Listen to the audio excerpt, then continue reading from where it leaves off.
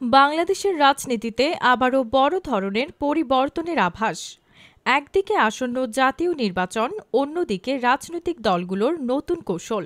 কিন্তু এবার আলোচনার কেন্দ্রবিন্দু বাংলাদেশ জামায়াত ইসলামী। কারণ দলটির ৫ জন শীর্ষ নেতা হঠাৎ করে ঘোষণা দিয়েছেন তারা নির্বাচনে প্রতিদ্বন্দ্বিতা করবেন না। কেন এই সিদ্ধান্ত? এটা কি কৌশলগত পদক্ষেপ, নাকি ভেতরে অন্য কোনো পরিকল্পনা? চলুন পুরো বিষয়টা জানি বিস্তারিতভাবে।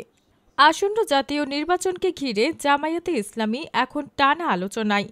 দলটি একদিকে ৫ দফা দাবিতে রাজপথে সরব, যার মধ্যে রয়েছে প্রপোর্শনাল রিপ্রেজেন্টেশন পদ্ধতি, লেভেল প্লেয়িং ফিল্ড নিশ্চিত করা এবং সব রাজনৈতিক দলের জন্য সমান সুযোগ সৃষ্টি।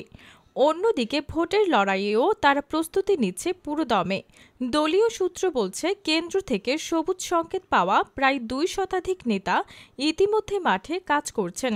তবে শর্ত একটাই, প্রার্থী তালিকা যে কোনো সময় পরিবর্তন হতে পারে। জানা গেছে, জামায়াত এখন পর্যন্ত ২৯৪টি আসনে প্রাথমিক প্রার্থী চূড়ান্ত করেছে। কিন্তু অবাক করার মতো বিষয় হল, দলটির ৫ জন শীর্ষ নেতা এবার মাঠে নেই। তারা হলেন সহকারী সেক্রেটারি জেনারেল এহসানুল মাহবুব জুবায়ের, এটিএম মাসুম, মাওলানা আব্দুল হালিম, মাওলানা মুহাম্মদ শাহজাহান এবং কেন্দ্রীয় নায়েবে আমির আনম ও শামসুল ইসলাম। তাহলে প্রশ্ন হলো, দলের সবচেয়ে অভিজ্ঞ নেতারা নির্বাচনে অংশ নিচ্ছেন না কেন? বিশ্লেষকদের মতে এটি জামায়াতের নতুন রাজনৈতিক কৌশল।